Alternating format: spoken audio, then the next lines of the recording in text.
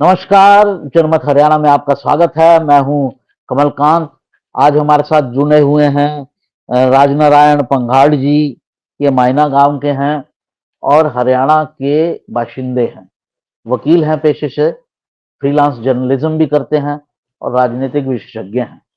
कई सीटों पर इनकी खास पकड़ है, जिनमें से खासतौर से मध्य और दक्षिण हरियाणा आता है। और हरियाणा का चुनाव, जैसा कि आपको मालूम है, अब अपनी जवानी और जोश पर आ रहा है। धीरे धीरे चीजें क्लियर होने लगी हैं और जो जो एक विजन है हर सीट को लेकर, उसमें कुछ ना कुछ क्लैरिटी आ रही है। हालांकि बहुत ज्यादा अभी भी नहीं है, थोड़े दिन और लगेंगे। तो आज की स्थिति में कहां पर कौन सी पार्टी खड़ी है, इस बारे में हम पंघाड़ जी से बात करेंगे, राजनारायण जी से। राजनारायण जी, आपका स्वागत है हमारे इस शो में। जी कमलकांत जी नमस्ते, और आपके सभी दर्शकों को भी नमस्ते और थैंक यू, आपने मुझे ये प्लेटफॉर्म दिया अपनी बात रखने का। थैंक यू जी कमलकांत। तो हम शुरू करते हैं करनाल से।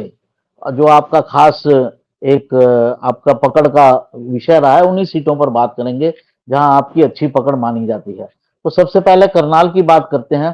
तो करनाल पर आपको आज की तारीख में क्या हालात लग रहे हैं? देखिए कमलकांत जी, 2014 से लेकर 24 तक का जो एक दशक रहा है, और राजनीति की दुनिया में इस एक दशक ने बहुत अमूल चूल परिवर्तन हरियाणा की दिशा में किया है। और जो परिवर्तन करने वाले शख्स थे वो मनोहर लाल जी थे, और वो करनाल से प्रत्याशी हैं और वहां से पहले विधायक भी थे। तो जो पूरे हरियाणा की 10 लोकसभा क्षेत्र में वो एक स्टार प्रचारक के रूप में भी काम कर रहे हैं। और रेडियस की बात की जाए, क्षेत्रफल की बात की जाए, तो करनाल सबसे छोटा क्षेत्रफल में है कि मतलब आप सुबह से शाम तक पूरे लोकसभा क्षेत्र को कवर कर सकते हैं। और इसको यूं कहें कि शहरी क्षेत्र भी उसमें बहुत ज्यादा है और बड़े ही जागरूक वहां के मतदाता हैं। और पिछली बार भी जैसे संजय भाटिया जी वहां से जिस वोटों से जीते थे, वो सभी के सामने वो आंकड़ा कि वो सबसे ज्यादा हरियाणा में वो जीत थी। और उस जीत में संजय भाटिया जी ने जैसे जिस तरह से काम किया और जो पूरे प्रदेश में काम किया है, और लोकसभा वोटों की बात की जाए तो मतदाता इसमें देश का प्रधानमंत्री चुनता है। और प्रधानमंत्री चुनने की बात की जाए तो पूरे देश में कांग्रेस अभी कहीं भी खड़ी नजर नहीं आ रही है। मतदाता के मन की बात है, क्योंकि उनको पता है कि कांग्रेस का जो हाथ का निशान है उस पे तो ईवीएम में उतना ही नहीं है कि जितने में वो सरकार बना पाए। तो जो बढ़त है, और बहुत टाइम पहले ही भारतीय जनता पार्टी ने अपने प्रत्याशी घोषित कर दिए थे सभी 10 सीटों पर, उसका फायदा यहाँ पे भारतीय जनता पार्टी को साफ साफ नजर आ रहा है। और मैं ये मानता हूं कि क्योंकि स्वयं मनोहर जी वहां से इलेक्शन लड़ रहे हैं, और जो संजय जी ने वहां पे जो काम किया है, पहले से ज्यादा मार्जिन करनाल के मतदाता इस बार भारतीय जनता पार्टी को देने जा रहे हैं जी कमलकांत। तो तो आप एक ही कारण मानते हैं, क्योंकि ये शहरी क्षेत्र है, करनाल की सीट है, पानीपत की सीट है, और भी थोड़े जो कस्बे हैं जो उस इलाके में पड़ते हैं, सिर्फ वही एक कारण है जिसकी वजह से मनोहर जी को एडवांटेज है, या कोई और कारण भी है? नहीं, एक कारण और है कि उनको एक गर्व फील होता है कि उनके इलाके से जो विधायक था, उस विधायक ने पूरी 90 की 90 विधानसभा क्षेत्रों में कोई भेदभाव नहीं किया। अगर मैं ये कहूं कि मैं भिवानी में ही मेरे विधायक से उम्मीद करूं कि जी सारा बजट आड़े ले आओ, जो कर पहले गए विधानसभा में गए हुए जो सदस्य थे, जो मंत्री भी बने थे, उन्होंने ये वादे और दावे किए कि हम सबसे ज्यादा बजट लेके आए हैं। तो वो एक स्वार्थ वाली बात कहीं ना कहीं दिखाई देती है कमलकांत जी। लेकिन करनाल का मतदाता उसको ये पता है कि जो हरियाणा का टैक्स पेयर का पैसा है वो नारनौल में भी उतना ही लगा है, और पिंजौर और कालका में उतना ही लगा है।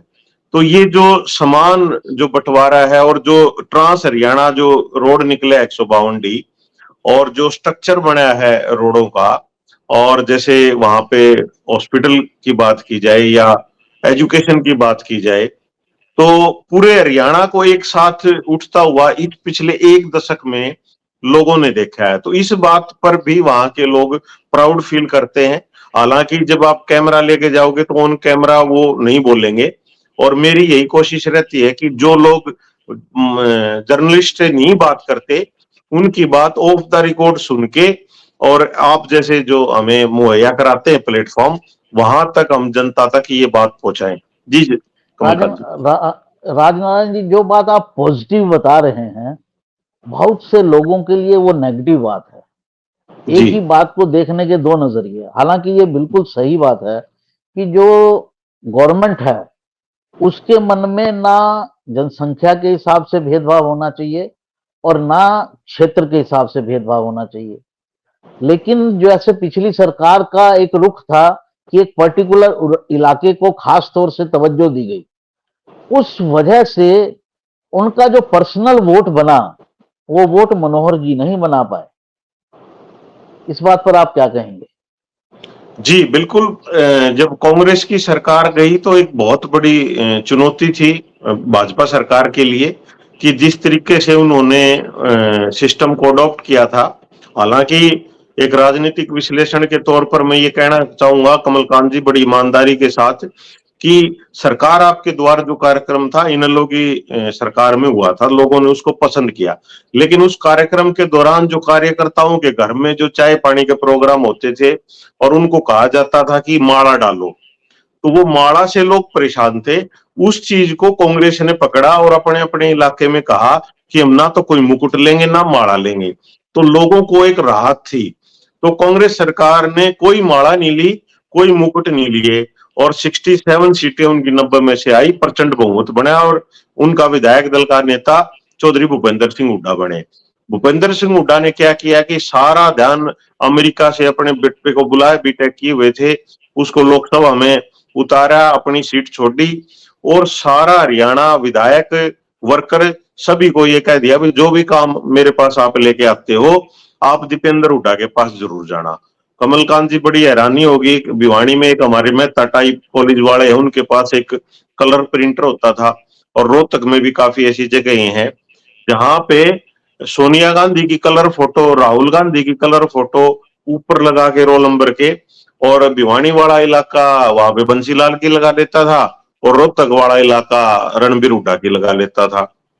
तो वो कलर फोटो स्टेट करवा करवा के लोग पर्ची, जो पर्ची और खर्ची का जो नाराम है उस पे आना चाहूंगा, उस रोल नंबर को देने के लिए वो वहां जाना पड़ता था। तो उस से पीछा छुड़वाना एक बहुत बड़ा चैलेंज था मनोहर लाल जी के लिए। लेकिन उन्होंने पूरे देश में प्रचार किया, एक प्रचारक रहे हैं, उनको लगा कि ये चीजें हरियाणा की जनता नहीं चाह रही। हालांकि उन्होंने इसके लिए कोई वादा दावा नहीं किया था, ना ही कोई घोषणा पत्र में बात की थी, और उन्होंने इस चीज से धीरे धीरे लोगों को कई दिनों तक तो यकीन नहीं हुआ कि वाकई में ऐसा होता है। लोग वही पर्ची लिए घूमते थे, लेकिन उन्होंने धीरे धीरे धीरे लोगों को ये यकीन दिला दिया कि आप चिंता ना कीजिए, आपका काम मेरिट पे होगा, ऐसे ही होगा। और जो शुरुआती दौर में उन्होंने सीएम विंडो का एक फैसला लिया था, जो आजकल के पत्रकार ज्यादा उस पर बात नहीं करते, वो आजकल के मुद्दों पे करते हैं। लेकिन मैं मानता हूं कि अब जो लोकसभा में वोट मतदाता देगा वो पूरे 10 साल का जो टर्म है उसको देखते हुए देगा कि पहले दिन से। और हमारे जैसे राजनीतिक विश्लेषक, उनका फर्ज बनता है कि 2014 से लेकर 24 तक कुछ भी छोटी छोटी पॉजिटिव चीजें जो हुई हैं, जो यहां तक हरियाणा को लेके आए हैं, सरकार लेके आई है, उन उन मुद्दों पर भी चर्चा करें। नहीं तो आपको पता है आजकल के जो सुपारी राजनारायण जी, पत्रकार जो। आपको क्या लगता जी है? ठीक है, वो तो वो हर दौर में रहे हैं, आप उसको अवॉइड नहीं कर सकते। जो मुकाबला है वो दिव्यांशु कांग्रेस के लीडर के साथ है या वीरेंद्र मराठा, या त्रिकोणीय मुकाबला आपको नजर आता है वहां? नहीं, मुकाबले में कोई नहीं है जी। वो अपनी जमानत भी नहीं बचा पाएंगे, क्योंकि जिस तरीके से वो कैंडिडेट रहे हैं, और जो भाई हरियाणा में तो उनसे अखबार में नाम आया तभी उनके बारे में पता लगा था, हरियाणा में तो कोई उनको जानता नहीं था। लोकल वो थे, एक दो मुकदमा लगवा रखा था, इस वजह से वो थोड़ा अखबारों में चर्चा में रहते थे। अब मतदाता कौन ये चाहेगा कि उसका जो प्रत्याशी है उस पे उड़दंगबाजी के पोस्टर फाड़ने के या भारतीय कानून तोड़ने के मुकदमे दर्ज हों, तो उसको कौन वोट देना चाहेगा? ये अखबारों में पढ़ने के लिए, यूट्यूब पर चटकारे लेने के लिए तो ये चीजें ठीक है, लेकिन मत जब डालता है मतदाता तो वो अपने प्रत्याशी के बारे में देखता है। और 10 साल में यहाँ तो ऐसा हुआ है कमलकांत जी की यहाँ के पूर्व मुख्यमंत्री तो जेलों में गए हैं, भ्रष्टाचार के आरोप लगे हैं, प्रॉपर्टी डीलर के आरोप लगे हैं।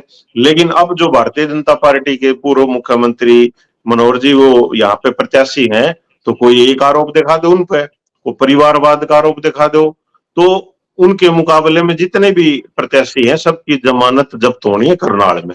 जी कमलकांत जी। जी, अगली सीट पे चलते हैं सोनीपत की। सोनीपत सीट पर भी कड़ा एक मुकाबला माना जा रहा है। कांग्रेस ने इस बार बड़ा मेजर चेंज किया। इस सीट पर जनरली भूपेंद्र सिंह हुड्डा जो है वो जाट कैंडिडेट दिया करते थे जब तक उनके हाथ में कमान रही। उससे पहले भी भजन लाल के दौर में भी जाट कैंडिडेट ही जनरली होता था और ये सीट जो है वो जाट समुदाय की सीट मानी जाती थी।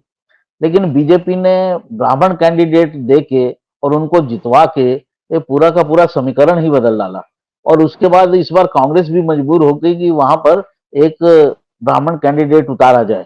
तो ये दो ब्राह्मणों की जो लड़ाई है सोनीपत में वो क्या रंग दिखा रही है आपको, क्या रंग लग रहा है, क्या फाइट है, कितनी आगे है कोई या पीछे है या बराबर पर है, क्या स्थिति लग रही है? देखिए कमलकांत जी, वो जो सतपाल ब्रह्मचारी हैं वो हरिद्वार में आश्रम है, वहीं रहते हैं, वहीं उनका वोट है, वहीं आधार कार्ड है। 2 बार का वहां पे विधानसभा इलेक्शन लड़ चुके हैं और यहाँ पे जो उनको टिकट दी गई है, अगर पिछली बार भूपेंद्र हुड्डा यहाँ से लड़े ना होते और हारे ना होते तो शायद हम इस पे मुकाबला मान सकते थे। लेकिन वो स्वयं इलेक्शन लड़े और उन्होंने वहां पे मुंह की खानी पड़ी और उसकी वजह से यहाँ पे अब ब्राह्मण उम्मीदवार को लेके आए हैं। आपने कहा कि कांग्रेस की मजबूरी होगी, मैं ये मानता हूं ये कांग्रेस की बिल्कुल मजबूरी नहीं है। यहाँ पे भूपेंद्र हुड्डा ने एक ब्राह्मण कैंडिडेट को इसलिए उतारा है कि रोहतक में जो 7500 का डिफरेंस था अरविंद शर्मा और दीपेंद्र हुड्डा के बीच में, उस मार्जिन को पार पाने के लिए सतपाल ब्रह्मचारी रोहतक में दीपेंद्र हुड्डा की कितनी मदद कर सकते हैं। बाकी वहां पे सतपाल के मुकाबले तो जो भूपेंद्र मलिक हैं जजपा के प्रत्याशी हैं, वो बहुत अच्छा मार्जिन से वोट लेने लग रहे हैं और अपने लोगों को बता रहे हैं कि चाहे किशन सांगवान हो, चाहे जितेंद्र मलिक हो, चाहे धर्मपाल मलिक हो, ये सीट कांग्रेस की थी या बीजेपी ने भी किशन सिंह सांगवान को वहां पे सांसद बनवाया था, तो ये सीट थी उनकी। तो अब भूपेंद्र मलिक सेकंड आएंगे और फर्स्ट मोहनलाल बड़ौली, उनकी जो नेचर है, उनकी जो छवि है, वो उनका जो मेल जोल है लोगों के साथ, नए तो है नहीं बड़ौली जी, तो उनको सब जानते हैं, बड़े ही स्पष्ट छवि के अच्छे इंसान है और ऐसे इंसान को मतदाता मानता है कि संवैधानिक ताकत उसको मिलनी चाहिए। जी कमलकांत। तो आपको क्या लगता है कि सोनीपत में मुकाबला किस किस के बीच में है? मोहनलाल बड़ौली और भूपेंद्र मलिक के बीच में मुकाबला रहेगा और भूपेंद्र मलिक लगभग 1.5 लाख के आसपास वोटों को ले जाएंगे। जेजेपी को लेकर तो बहुत थोड़ी किसान वर्ग में और जाट समुदाय में खास तौर से नाराजगी है। तो सोनीपत में भूपेंद्र मलिक कैसे उठेंगे? देखिए कमलकांत जी, जब विधानसभा का इलेक्शन लड़ा तो भी विधायक जो थे अपने बूथे पे जीत के आए थे, उसका जेजेपी का कोई लेना देना नहीं था। ये पूरा हरियाणा जानता इस बात को। और जो भूपेंद्र मलिक है वो पहले कांग्रेस में होते थे, 20-25 साल हो गए उनको। भूपेंद्र हुड्डा ने गोली दे रखी थी, उनके पिताजी स्वर्गीय सतबीर जी बड़े अच्छे इंसान थे, तो अपने 35,000 ले गए थे बड़ौदा बाई इलेक्शन में भी अपने दम पर ले गए थे। तो भले ही वो जेजेपी के चुनाव चिन्ह पर लड़ रहे हो, लेकिन उनका खुद का वजूद है। और जो मलिक गोत्र है, मलिक खाप है, गठवाड़ा गोत्र है इनका, तो गठवाड़ा गोत्र वहां पे पूरे हरियाणा में या इंडिया में ही कहीं उनकी जो खाप है वो केवल सोनीपत में ही है। और भैंसवाड़ गांव है, बड़ा मजबूत गांव है भैंसवाड़ गांव, खुद उनका ही गांव उनको बहुत भारी लीड दे के निकाल रहा है। और अभी तो लॉन्ग वीकेंड था ये, शुक्रवार शनिवार इतवार की 3 दिन की छुट्टी थी। आज शाम तक आपके पास रुझान आ जाएंगे। इलेक्शन अब मान लो आज से ही शुरू मानो इसको, इलेक्शन को कमलकांत जी। जी आज से उठना शुरू होगा, अभी इतना नहीं है। तो वो जो बिल्कुल बिल्कुल। आईएनएलडी ने भी एक विधायक दिए, अपने जो प्रत्याशी उतारे हैं उनकी खाप का भी अच्छा जोर है वहां पे। तो उन और देखिए ये फैक्टर, जी एक कमलकांत जी, फैक्टर वो और जो नजर आ रहा है कि जी जो जाट समुदाय में आईएनएलडी को लेकर भी थोड़ा सा ट्रैक्शन बढ़ रहा है, थोड़ा सा, ज्यादा नहीं। जो उनका वो वोट है, ऐसा मैंने अपने सर्वेज में पाया है जो हम अपने चैनल पर करते हैं। तो वो कॉम्बिनेशन क्या उनका नहीं बनेगा? देखिए कमलकांत जी, दैया गोत्र है, उसमें भूपेंद्र हुड्डा ब्याह रखे मटिंडू गांव में, मतलब दीपेंद्र के मामा दैया। दूसरा, ये कैंडिडेट तो अच्छे हैं लेकिन ये अभी आए हैं, द्रोणाचार्य पुरस्कार इनको मिला हुआ है। इससे पहले ये नहीं थे, वो 25 साल से लगा हुआ भूपेंद्र मलिक लोगों के बीच में। तो ये भी अभी इनको वक्त लगेगा स्टेब्लिश होने में। और जो जाट है वो दैया और मलिक एक ही मान के चलो आप, वो इस चीज को देखेगा कि हाँ हमारे बीच का भूपेंद्र मलिक है, वो काफी सालों से लगा हुआ है, कई इलेक्शन फाइट कर लिए। तो दैया साहब इस बार केवल 20-25 हजार वोटों तक ही सिमट जाएंगे जी। तो ये जो भूपेंद्र हुड्डा जी हैं, आपका कहना है कि वो सोनीपत कॉन्स्टिट्यूंसी में जाट समुदाय को उस तरह से इन्फ्लुएंस नहीं कर पाएंगे, क्योंकि वो कॉम्बिनेशन खुद तो इलेक्शन उन्होंने यही बनाया है, जाट का और ब्राह्मण का, और साथ में जो चरमकार का है। देखल कमलकांत जी, लोग सोचते हैं लेकिन उसके अपोजिट मैं ये सोचता हूं, हालांकि वो तो 4 जून को 4 बजे साय पता लग जाएगा। मेरा ये सोचना, इन्होंने केवल दीपेंद्र हुड्डा को 75 वोटों का जो मार्जिन था उसको पार पाने के लिए सतपाल ब्रह्मचारी को फंसाया सोनीपत में। तो सतपाल ब्रह्मचारी कैसे मदद करेंगे? ब्राह्मणों के बीच में जाएंगे क्या? सर वो रोहतक लोकसभा में 2,000-3,000 वोटों की जितनी भी कर पाए सर। अच्छा, जी। चलिए रोहतक पर सीधा चलते हैं। अब रोहतक सोनीपत से लगती हुई सीट है और आप उसके बारे में अच्छी जानकारी भी रखते हैं। पिछली बार बड़ा अप्रत्याशित मामला हुआ जब दीपेंद्र हुड्डा 7500 वोटों के करीब जो है उनसे हार गए। ये अनथिंकेबल था। और भूपेंद्र हुड्डा ने इस चुनाव में ये बात कही भी कि 2 जगह से लड़ लिए इसलिए दोनों से हार गए, एक जगह से लड़ते तो एक से जीत जाते। तो दोनों ही सीटों पर उनको मलाल है हारने का। तो इस बार उनकी तैयारी, क्योंकि वो बहुत समय से लगे हुए हैं और माइक्रो मैनेजमेंट कर रहे हैं, और अरविंद शर्मा के ऊपर थोड़े आरोप हैं कि उन्होंने कॉन्स्टिट्यूंसी की तरफ कोई विशेष ध्यान नहीं दिया। तो आप क्या समीकरण बनता हुआ देख रहे हैं? देखिए कमलकांत जी, अगर वो पिछली बार 7500 वोटों से नहीं हारते तो आज हमारे बीच में मैं ये मानता हूं कि रोहतक की सीट को लेकर कोई चर्चा ही नहीं होनी थी। चर्चा ही हम्म। इसलिए हुई है, और वो जो आ रहे हैं, और मैं भिवानी लगातार 30 साल रहा हूं, उसके बाद मैं रोहतक शिफ्ट हो गया, और मैंने लोगों से पूछा कि ये लोग कोई मान ही नहीं रहे थे, तो आपने ये ऐसे कैसे, मतलब ये कैसे रिजल्ट आ गया? तो लोग हम्म। बोले जी हम तो बिल्कुल यकीन नहीं कर रहे थे कि हार सके है कांग्रेस का प्रत्याशी, और हम्म। इब के इसने कम से कम 1.5-2 लाख वोटों से हराएंगे, क्योंकि अब हमें पता लग गया। दूसरा, एक और, वो भारतीय जनता पार्टी के नेताओं को बार बार फीडबैक दे रहे हैं कि आप यहां बोगस वोटिंग को रुकवा दो, 2.5 लाख से हरा के दिखा देंगे दीपेंद्र को, ऐसा उनका हम्म। विश्वास है कि हमारा हम्म। मन करता है कि देश के प्रधानमंत्री चुनने में वोट डालें, क्योंकि वहां पे हम्म। राहुल गांधी राहुल गांधी किसी भी सूरत में 50 से ऊपर आंकड़ा नहीं जा रहा है उनका। तो सब समझते हैं, हमेशा हरियाणा की एक तासीर रही है कि हम्म। देश को देखकर, प्रधानमंत्री को देखकर वो वोटिंग करता है, और हम्म। आज का निशान वहां पिछड़ गया है। नहीं तो जो दीपेंद्र हुड्डा के प्रति जो प्यार था लोगों का, उन्होंने मोदी लहर में उसको जता दिया है कि एक अकेला, अगर 200 किलोमीटर के रेडियस में अगर प्रकार से आप एक सर्कल मारे, तो एक कांग्रेस का एमपी बना था, एक। तो वो लोग अपना प्यार जता चुके हैं। अब लोग देश के साथ जाने वाले हैं, और देश को पता ही है सबको कि भारतीय जनता पार्टी का प्रधानमंत्री बनने जा रहा तीसरी बार। तो आपको लगता है कि लिए इस बार भी फाइट जो है वो टफ है? टफ नहीं है, इस बार आसान है। भारतीय जनता पार्टी के जो मतदाता है वो ये कह रहे हैं हमारे लिए इस बार की आसान है, हम आसानी से इसको हरा देंगे। अच्छा, तो एक कॉम्बिनेशन अगर देखा जाए राजनारायण जी, तो जाट समुदाय यहाँ बड़ी संख्या में है। 38% के करीब जाट समुदाय का ही वोट है यहाँ पर, और उसके साथ उनको चरमकार का वोट मिलता है जो करीब 10% है। तो कॉम्बिनेशन तो काफी स्ट्रॉन्ग है। और बाकी जो छोटी जातियां, जाट समुदाय के यहाँ पर काम करती हैं, धानक या वाल्मीकि, उनको वो दबाकर वोट ले लेते हैं। तो आपको क्यों लगता है कि मतलब ऐसा क्या समीकरण बन जाएगा कि अरविंद शर्मा इस पूरे कॉम्बिनेशन को तोड़ लेंगे? एक्चुअली अरविंद शर्मा की बात नहीं है कमलकांत जी।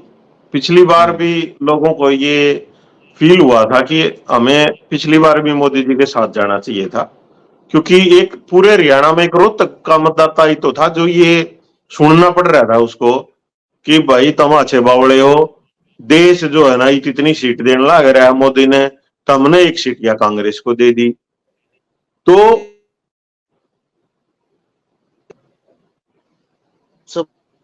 जीती, 10 की 10 सीटें जीती थी बीजेपी हरियाणा में।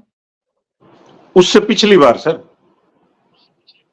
हाँ, उससे जब दीपेंद्र 2014 में। जी जी हाँ। जी जी उस 5 साल का अपना अनुभव जो मतदाता ने था ना, उसी की तो प्रतिक्रिया दी अगले इलेक्शन में। जी चलिए अगली सीट पे चलते हैं। भिवानी पर आपका क्या आकलन बन रहा है? जी, पहली बार जब चौधरी धर्मवीर जी आए वहां पे, तो उनको खुद ये लगता था कि मैं 1,00,000 1,50,000 वोटों से मैं जीत जाऊंगा, और वो जीत के दुगनी वोटों से। फिर अगला फिर इलेक्शन आया जी। हमारे अंकल जी होते थे ओम प्रकाश डूडीवाला जी, बड़ा अच्छा वहां पे बूथ नंबर 4 पे काम करते थे। अभी तो भगवान को प्यारे हो गए वो। तो हम बात करते थे उनसे, माँ जी क्या रहेगा, वो पड़ोसी है धर्मवीर जी का, और उनका घर साथ साथ है। तो डूडीवाला जी कहते थे कि भाई जितना तुम सोच रहे हो ना, उससे डबल वोट आनी है, देख लो मार्जिन डबल होना। वो अगली बार जी फिर वही अंदाजा ही नहीं लगा पाए धर्मवीर जी, उससे डबल लोगों ने वोट दिया। तो मोदी जी को जो पसंद करने का जो रिवाड़ी में रैली हुई, जो शुरू हुआ अभियान, वो भिवानी रिवाड़ी इस साइड वाला इलाका था जिन्होंने मोदी जी को हरियाणा में सबसे पहले स्वीकार किया था और बोलना शुरू किया था। तो इसलिए धर्मवीर जी ने भी कहा भाई आप लोगों ने तो मोदी जी को वोट दिए हैं, और बड़ी मतलब जितनी मैंने सोची थी उससे ज्यादा दिए हैं। अब उसको विपक्ष ये कह रहा है कमलकांत जी, ये भी पहली बार किसी यूट्यूब चैनल पे आएगी कि धर्मवीर तो न्यू कह है कि तुमने तो मोदी को वोट दिए थे। अब उसको वो नेगेटिव उसमें लेके जा रहा है, और वो कही थी पॉजिटिव बात। अब मैंने तो जितनी सोची थी उससे ज्यादा तुमने वोट दिए, तो मोदी को तुम प्यार करते हो। तो वही जो प्यार है अब किसी रूप में कम नहीं होने जा रहा। और आज जो अभी हम बात कर रहे हैं, अब से 2 घंटे पहले राव इंद्रजीत ने क्या जबरदस्त जनसभाएं की हैं। बोले भाई तुम जाटो ये देख लो कि राव दान सिंह जीतेगा तो जाओगा भूपेंद्र हुड्डा गए, और धर्मवीर जीतेगा तो आओगा राव इंद्रजीत का। और इंद्रजीत ने कभी कोई ऐसी बात की हो, झूठ बोला हो, चोरी चकारी की हो, किसी थाना तहसीली में कोई इंटरफेयर किया हो, साफ छवि का लीडर है इंद्रजीत। तो आज जी जबरदस्त काम कर दिया है। और कल के अखबार देखना आप, और कल के चैनल देखना, राव इंद्रजीत ने वहां पे धमाका कर दिया और अपने लोगों को संदेश दे दिया है कि जो ये कह रहे थे कि 4 तारीख के नामांकन में इंद्रजीत क्यों नहीं आया, तो आज सारी बातें क्लियर हो गई हैं। और दर्शक बड़े समझदार हैं आपके कमलकांत जी, वो वीडियो देख के सब अंदाजा लगा लेंगे जी। तो राव इंद्रजीत ने राव समाज को ये अहीर समाज को जो है ये संदेश दिया है कि अगर तुम राव दान सिंह को वोट दोगे तो वो जाएगा भूपेंद्र हुड्डा के पास, और अगर तुम उस धर्मवीर को वोट दोगे तो वो आएगा मेरे पास। तो अब तुमने किस तरफ जाना है? मतलब उन्होंने अपने आप को पिक कर दी उस सीट के ऊपर। बिल्कुल बिल्कुल, और प्रभाव जी बड़े नेता हैं जी, उनका कोई अल्टरनेट है ही नहीं। राव इंद्रजीत जी का कोई वो नहीं, बेदाग छवि के इंसान है, और उनको लोग मानते हैं, अहीर वाले इलाके में मानते हैं, और जाट भी मानते हैं। बड़ी खुले मन से उनकी तारीफ करते हैं किसी भी मंच पे। मेरे को कोई जाट ऐसा नहीं लगा जो राव इंद्रजीत के बारे में कोई अच्छी बात कह दे जी। तो राव इंद्रजीत कौन से इलाके में आए थे? वो आज कनीना की साइड। तो कनीना जो है वो भिवानी लोकसभा सीट में पड़ता है। हाँ, ये हथेली, कनीना, महेंद्रगढ़, मतलब वो महेंद्रगढ़ जिला लगा लो आप। महेंद्रगढ़ जिले में। महेंद्रगढ़ जिला है, तो वो तो महेंद्रगढ़ तो भिवानी के साथ ही जुड़ा हुआ है अब। हाँ जी जी जी। तो आपको लगता है कि भिवानी सीट निकल जाएगी? हाँ, अभी तक तो देखो जो ये नया नया कैंडिडेट आया था रावदान सिंह, एनर्जेटिक कैंडिडेट है, सारे पता है इसको, टैक्टिसबाजी, ऑफिस खोलना, ये करना, ये हवाबाजी जितनी करनी थी होली कमल गांधी। अब ऐसे जाएगा इलेक्शन देखना रावदान सिंह का। बिल्कुल आज तक लोगों को लग रहा था, आज तक लग रहा था कि बराबर में आ गया रावदान सिंह, लेकिन नहीं, इंद्रजीत के आगे उसका कोई मुकाबला नहीं है। और भिवानी में इंद्रगढ़ की सीट भी राव इंद्रजीत की है, ये लोगों को पता है। अच्छा, चलिए हिसार की बात कर लेते हैं। हिसार में क्या स्थिति बन रही है? हिसार में देखिए तो हिसार में चार जी, कैंडिडेट जो हैं, चारों के चारों ही जाट समुदाय से हैं। बिल्कुल बिल्कुल, जो चौधरी रणजीत सियाग हैं, नैना सियाग हैं, सुनैना सियाग हैं, जयप्रकाश सारण है, तो चार हैं, तीन तो एक गोत के हैं और एक अलग गोत का है। तो सारण तो ये साहब जीते इनका गए। इनकी गोत जो है वो सिहाग है, ये लिखते तो जी चौटाला है सियाग है। अपने आप को। अच्छा। चौटाला तो इनका गांव है, गांव का नाम लगाते हैं, और इनका सिरसा में ही है ज्यादा गोत्र सियाग, और गांव इसलिए चौटाला लगा लेते हैं। लेकिन वोटरों को तो पता ही है। अब नैना जो गुदारा गोत्र की हैं, उनका जो यही है मायका हिसार में लगता है। और जयप्रकाश जी का ये नरवाना वाला, कोड़ेखा, इस कलायत वाला इलाका हो गया। लेकिन वहां पे एक सर्वे की जो बात की जा रही थी ना कांग्रेस की, तो वहां पे रिटायर्ड आईएएस हैं चंद्र प्रकाश जांगड़ा जी, माउथ पब्लिसिटी ये थी कमलकांत जी की वो आने वाले हैं और वो जीत जाएंगे। तो हम जैसे भी कहते थे, हाँ चंद्र प्रकाश जी का इलाके से आवाज आ रही है, और जो ओबीसी के वोट है वहां पे कुमार हैं, खाती हैं, उनकी संख्या ज्यादा है, मतलब डिसाइडिंग फैक्टर में है हिसार में। तो फिर देखा तो जयप्रकाश सारण जी का नाम आ गया, तो बड़ा कांग्रेस का जो वोटर था बड़ा मायूस हुआ कि भाई चंद्र प्रकाश जांगड़ा जी यहाँ कहाँ चले गए, कहाँ रह गए। अब जब इलाके में पता करा तो पता लगा कि जो सारण गोत्र के 10,000 के करीब रोहतक लोकसभा में वोट है, महम का इलाका है जो है, इस साइड का इलाका है, तो वही थ्योरी कि महम के इलाके में कम से कम दीपेंद्र हुड्डा को 5,000 वोट जयप्रकाश सारण ट्रांसफर करवाने में कामयाब हो जाएगा, क्योंकि उनके गोत्र को वहां पे टिकट दी है। तो वहां की टिकट सिर्फ इस वजह से कि भाई तू जोटा मार दे दीपेंद्र का, क्योंकि देखो जी दूध का जड़ा है ना, लस्सी को भी फूक मार मार के पीता है। तो रोहतक की जो आ रही है उसने हिला दिया भूपेंद्र हुड्डा को कि यार ये तो, अब देखिए मतदाता ये भी कह रहा है कि राज्यसभा सांसद है, अब जो पर्चा भरा है वो सांसद का ही भरा है, अब इसमें जीत गया दीपेंद्र तो क्या बनेगा, सांसद बनेगा। तो सांसद तो है ही पहले, फिर सांसद बनेगा। तो भाइयों के खेल खेलने लग रहे हो तुम? क्या कोसड़ी का कोई कांग्रेस ही नहीं पाया? क्या बादली का कोई कांग्रेस ही नहीं पाया? झज्जर का कांग्रेस ही नहीं पाया? कलानौर का कांग्रेस ही नहीं पाया? बहादुरगढ़ का कांग्रेस ही नहीं पाया? और तो रोहतक का भी कोई कांग्रेस ही नहीं पाया क्या भूपेंद्र हुड्डा को या कांग्रेस पार्टी को, जिसका हाथ पकड़ के एक तरफ दीपेंद्र हो और एक तरफ वो हो, तो मजबूती होती वहां। दीपेंद्र तो है ही राज्यसभा में। तो ये मूर्खता वाली भी बात है, उनकी इज्जत करके लोग नहीं उनके मुंह पे बोलते, लेकिन पीछे से कमलकांत जी ये बात भी लोग बोलते हैं जी। तो आपका ये कहना है कि जेपी को इसलिए टिकट दिलवाई भूपेंद्र सिंह जी ने ताकि जो उनकी गोत्र के वोट रोहतक कॉन्स्टिट्यूएंसी में पड़ते हैं उनको वो ट्रांसफर करवा सकें। जी वैसे क्या स्थिति बन रही है हिसार में? वैसे जी वहां पे देखो, इनेलो सेकंड पे आएगी, कमल का निशान नंबर 1 आएगा, और 2.5 लाख के करीब कमल का निशान वहां पे इलेक्शन को निकाल लेगा। एक चीज मुझे ये बताइए कि इनेलो का अच्छा खासा वोट बैंक रोहतक में भी पहले रहा है। पिछले लोकसभा में तो शायद इतने वोट उनको नहीं मिले, लेकिन उन्होंने रोहतक में अपना कोई कैंडिडेट क्यों नहीं दिया?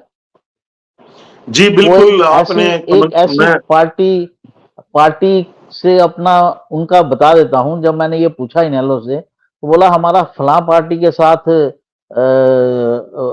वो है, समझौता है, और उन्होंने अपना कैंडिडेट दिया, और वो ऐसी पार्टी है उसका नाम कोई जानता नहीं।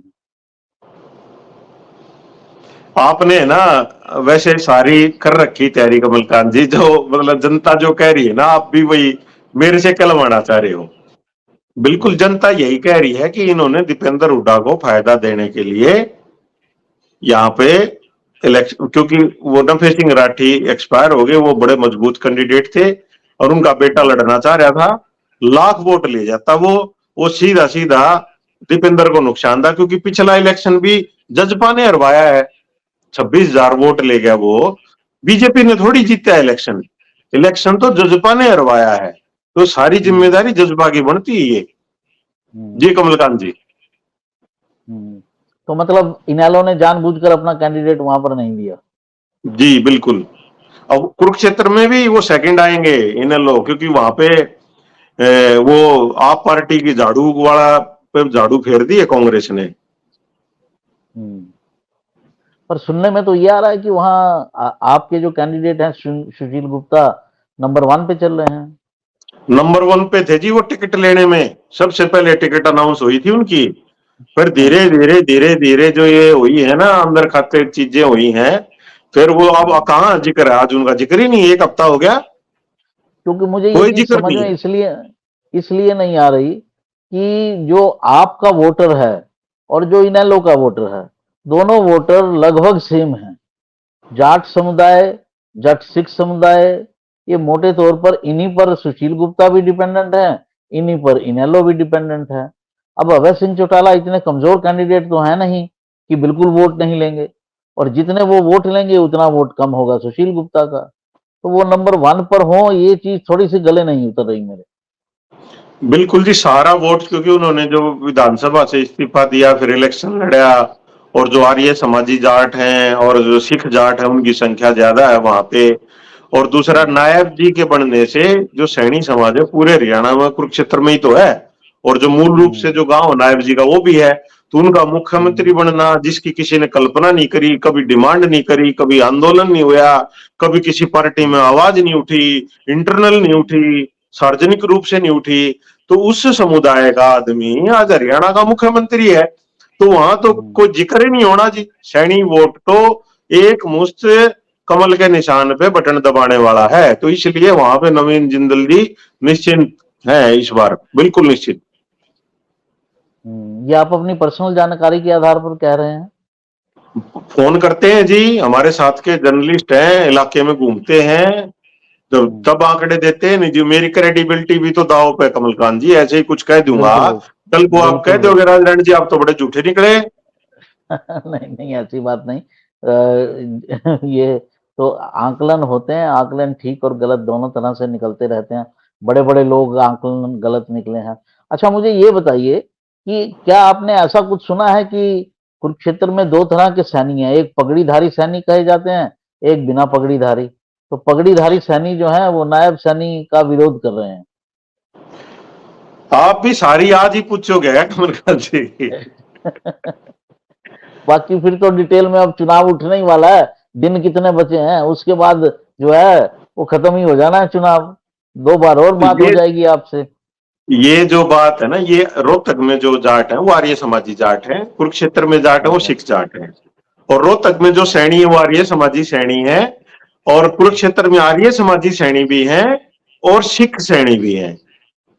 तो अच्छा। सिख धर्म का, क्योंकि पंजाब से आता आता वहां पर भाव था, जो कास्ट है वो एक ही है, जो विचारधारा है वो एक ही है, आपस में रिश्ते होना, गोत गोत सबके एक ही है, तो धर्म केवल एक जीवन जीने का तरीका है जो आदमी बदलता रहता है, सुबह कोई शाम को समझ कोई, गया।